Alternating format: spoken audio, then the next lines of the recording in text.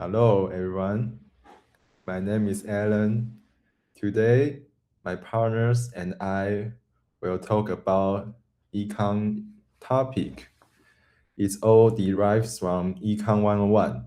So my background is 101. Yeah. Okay.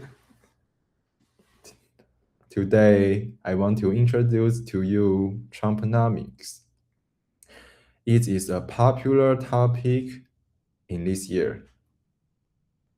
First, let me ask you, what is tariff?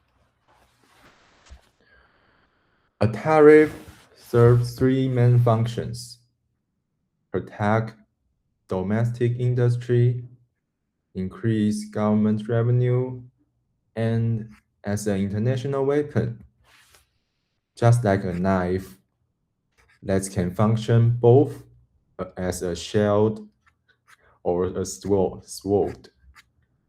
Tariff can be defensive or offensive. One specific form is reciprocal tariff, which comes in two types. The first is tit for tat, where countries raise tariff in response to each other, often escalating trade tensions. The second is negotiated reciprocity, in which countries lower tariffs together through agreement. In this sense, I think tariff more like weapon in tit for tat situation. Here is a recent example. The United States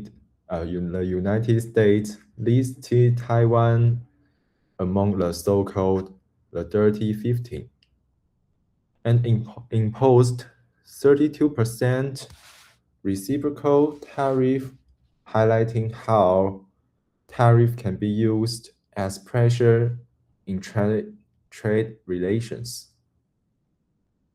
Next, let's compare tariff and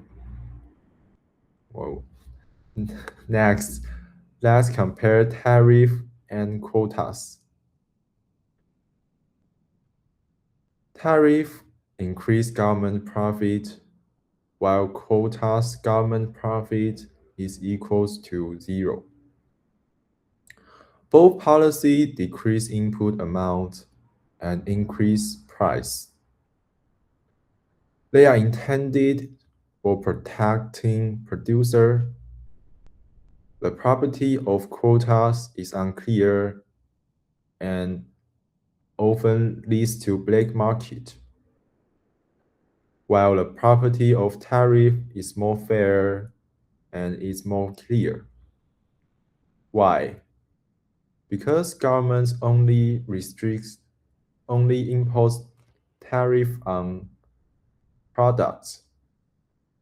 It means that government doesn't restrict the producer who can enter the market or not. So it seems like tariff is better than quota.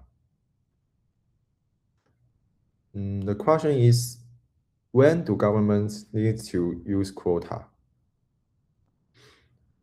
The answer is when we need to control import quantity strictly.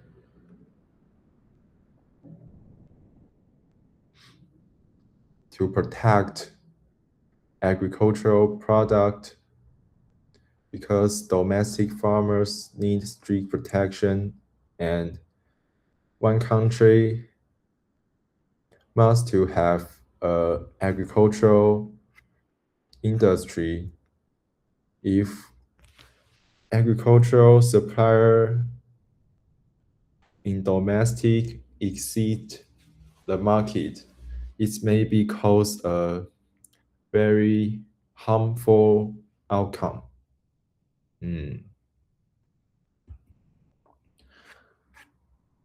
So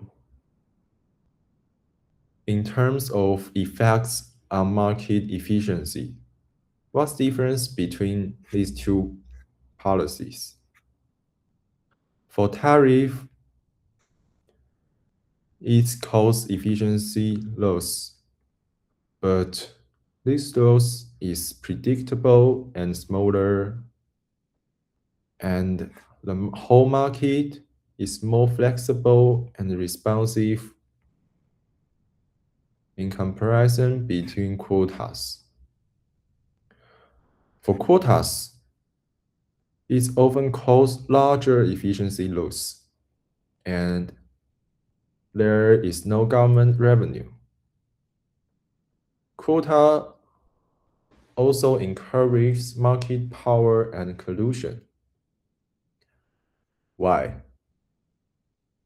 For example, in tariff policy, if domestic supplier increase their price, consumer will choose domestic supplier easily. However, if in a quotas policy, when supplier increasing their price, it's hard for consumer to choose another choice because the amount input by foreign supplier is fixed. So consumer need to buy product with local producer. In the end, I want to discuss what's the influence of tariff in terms of import market and export market. In import market, consumer surplus decrease from this orange triangle, from this bigger blue triangle to this smaller orange triangle. The producer surplus is increased from this small blue triangle to this bigger orange triangle. Government revenue also increased by this square. However, total surplus decreased because of these two deadweight loss. In Taiwan export market, consumer surplus increased from this blue triangle to this orange triangle. Producer surplus decreased from this big blue triangle to this smaller orange triangle. Government revenue doesn't change from 0 to 0. However, total surplus decreased. We can see that no matter you are import market or export market, the deadweight loss exists. Okay, this is the end of my presentation. Do you have any questions? Okay, what's wrong, Dana? Thank you for your presentation. I think I really learned a lot from your presentation, and I have a question. If tariff made both the export market and import market have double loss, why do we still use this policy? This is a very, very good question. When we import tariff, it will cause deadweight loss undoubtedly. But government sometimes need to protect domestic weak industry. So sometimes tariff is indispensable means to use. Okay, now let's move on my partner Linda's topic. Bye bye.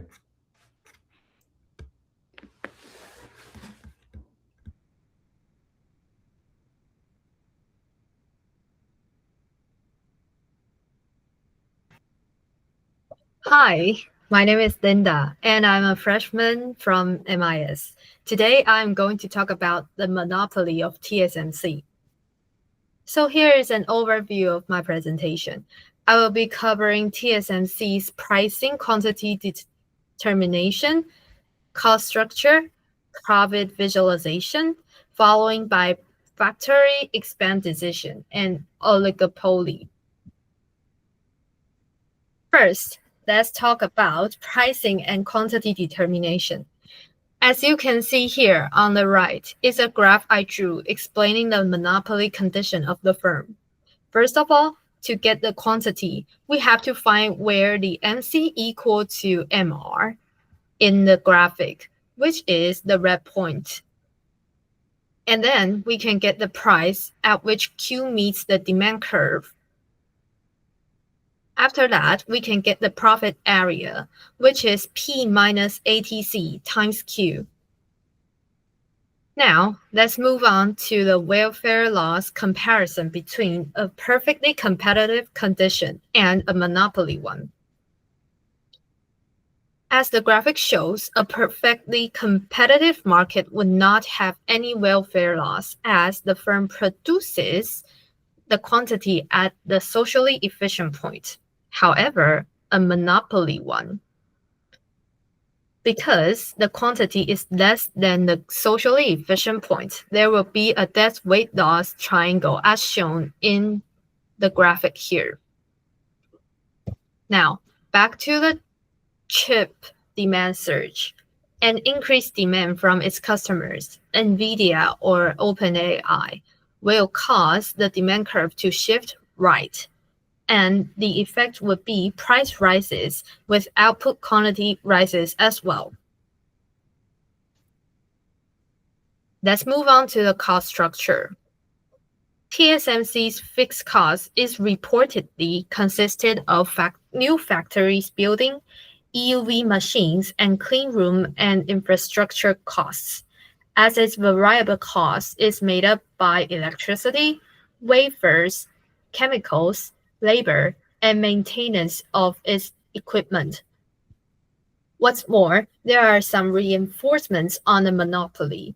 In producing chips, fixed cost is so high, but by producing more units of chips would spread its huge fixed cost, which can make its average cost lower. And as average cost being lowered by more production, TSMC boosts economies of scale. That's what strengthens its market power. As for the profit visualization, the economic profit part is between price and ATC, as shown in this graphic. And why can TSMC have positive long-run profit? It is because TSMC has high yield rate in the market, and it also boosts the best technology in the market, which differentiates its production from other potential competitors. Next, let's discuss whether the factory expansion is a long-run or a short-run decision. The expansion is actually a long-run decision. Why? First, the expansion requires huge fixed investments, and it involves years of construction. Also, it changes the production capacity. And some people may question, why is it not a short-run one? It is because in the short run, you cannot adjust the number of factories, and it can only adjust labor hours, machine usage, and so on. So speaking of the role of fixed investments in the long run, it can adjust inputs and it relates to capital, which affects the firm in the long run. Fixed investments also supports production's fixed costs, and the fixed cost determines firm to enter, exit, or expand. Moreover, it may also affect long-term profitability, technological, and cost strategies. Finally, we are going to discuss the oligopoly. So if Intel or Samsung develop technologies, how will the market structure going to change? First of all, there would be more competition to TSMC, and it makes the demand to become more elastic. And under this circumstance, TSMC must lower its price or it will lose customers. By the meantime, profit decreases quantity, supply increases at a lower price. And then debt weight loss decreases. Finally, this monopolistic competition market would become more efficient than monopoly. So above are the effects of entrance of competitors to a monopoly condition. This is the end of my presentation. Are there any questions? Hey, Linda. Hi.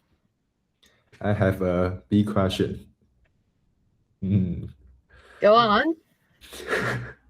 Why is debt weight loss a key concern with monopolies, and who loses this welfare?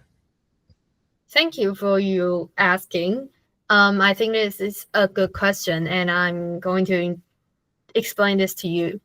So, debt weight loss represents the potential gains that are lost to the society because the monopolist restricts output to maximize profit. That is to say, it does not produce the most amount it can produce. Consumers will lose because they pay a higher price but get less product, which is its reduced consumer surplus. But the firm doesn't gain that lost surplus. So this is the inefficiency. That is neither transferred to the producer nor enjoyed by the consumer. But this simply vanishes from the market. And this is what consists the debt weight loss. So this is the answer to your question. And this is the end of my presentation. Let's move on to our next presenter.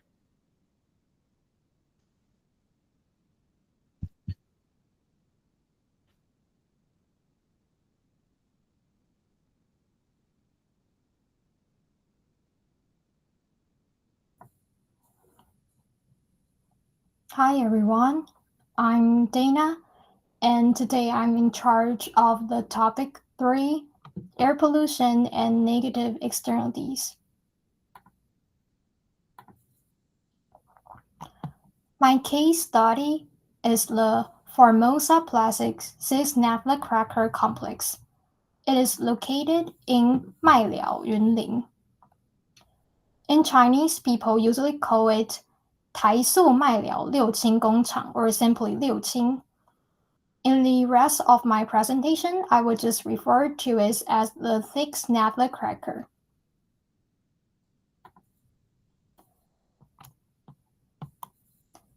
First, let me briefly explain the case. The producer in the story is Formosa Plastic Group, Taisu, which operates the 6 naphtha cracker. The complex includes large industrial facilities that emit air pollutions. The victims are mainly the local residents who live near the plant, especially children, the older, and people with existing health problems. We can also include some workers and visitors who are exposed to the polluted air. They face harmful chemical substance in the air, which can increase the risk of respiratory disease, and possibly cancer. And it also costs them health costs like medical expense and anxiety for them. This situation is a negative externality because the firm does not fully pay for this health cost. Instead, the costs are pushed onto the local communities, the healthcare system, and the environment. Because of this negative externality, the free market outcome is not social optimal. Now I will use the standard diagram to explain why this negative externality causes market failure. In this graph, the downward sloping curve is the main curve, also the private value, which is also the social value. The lower upward sloping curve is the supply curve, which represents the marginal private cost. When we include the external cost of the air pollution, the supply curve shifts upward to the marginal cost curve. So marginal social cost is equal to marginal private cost plus external cost. The market equilibrium is at Q, where demand intersects the private cost curve. And the social optimum quantity is Q star, where demand curve intersects the social cost curve. And who gains from the externality? The firms, because they can get higher profit, and maybe some customer because they can get products at lower prices. And who's lose from the externalities? Local residents and the environment. So it will lead to the welfare loss. Why the firm produce too much pollution? Because firm only considers the marginal private costs, not marginal social costs. So they produce at Q instead of Q star, which is not socially efficient. Why government has limited intervention? There are some reasons of that. First, the companies bring large economic benefits to Yunlin. It creates jobs, attracts investment, and provides tax revenue and donations to Yunlin. Local government hope that this project will revive the area, so they focus more on positive business opportunities and less on long-term environmental health costs. And they underestimate the negative externalities at the time of construction. And the third one is air pollution is hard to observe accurately. The measured air quantity depends on wind direction and the location of monitoring stations. If the main station is not placed in the most effective downwind area, the official data may still look normal, even if residents are suffering. Because of these economic and informational factors, the external costs were underestimated and the market continued to produce too much pollution. To correct this market failure, one approach is command and control. For 6-naphtha cracker, the government can set stricter emission standards for pollutants such as sulfur oxides, nitrogen oxides, particles matter, and volatile organic compounds. It can also carry out more frequent or surprising inspections of the chimneys and require plan to install and regularly update the pollution control equipment. For serious violations, the government may also impose higher penalties or even temporary shutdowns. The advantage of the approach is that it provides clear legal standards and quickly reduce emissions. However, there are also some disadvantages. Command and control regulation may be cost inefficient, because every firm must meet the same standard even if their abatement costs are indifferent. It also gives no reward to firms that go beyond the minimum standard. And it requires a lot of monitoring and enforcement effort to the government. A more market-based solution is Pigovian tax. The idea of Pigovian tax is to charge the firm from a tax for each unit of pollution, equal to the external cost, at a socially optimal level. In this graph, the Pigovian tax shows marginal private cost upward, so that coincides with the marginal social cost curve. As a result, the equilibrium quantity moves from Q to Q star and the double loss disappears. In other words, the tax makes the firm internalize the externality. In reality, Taiwan already has similar policy. The government collects air pollution control fees from stationary resources. Plants must pay fees based on their emissions of fluoride oxides, nitrogen oxides, particulate matter, and other pollutants. And higher emissions lead to higher payments, which gives them a financial incentive to produce less emissions and invest better control technology. Overall, this policy has been partly effective in encouraging emission reductions. However, this policy also faced challenges. It's difficult to know the exact external cost, so setting the correct tax level is not easy. There may also be political resistance from large industrial plants that do not want to pay more. Monitoring problems still remain, so more pollution may not be fully captured. Finally, I would like to extend the discussion to international externalities.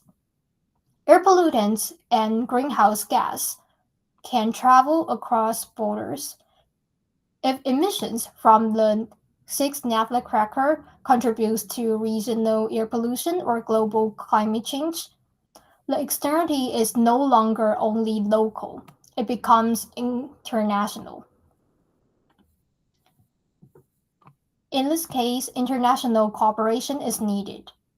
Climate agreements such as Paris Agreement and carbon markets can serve as the Pigovian-style mechanism at the international level. They put a price on emissions and encourage countries and large polluters to reduce their pollution. To conclude, the case of the 6 naphtha cracker shows how air pollution can create serious negative externalities and market failure without government intervention.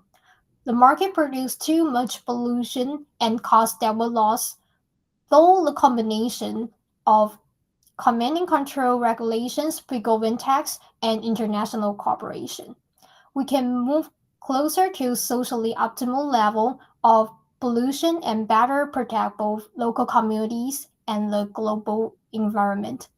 This is the end of my presentation. Do anyone have questions? Yes, Linda. Hi, Dana. I would like to thank you for your presentation. I think it helps me to understand your concept a lot.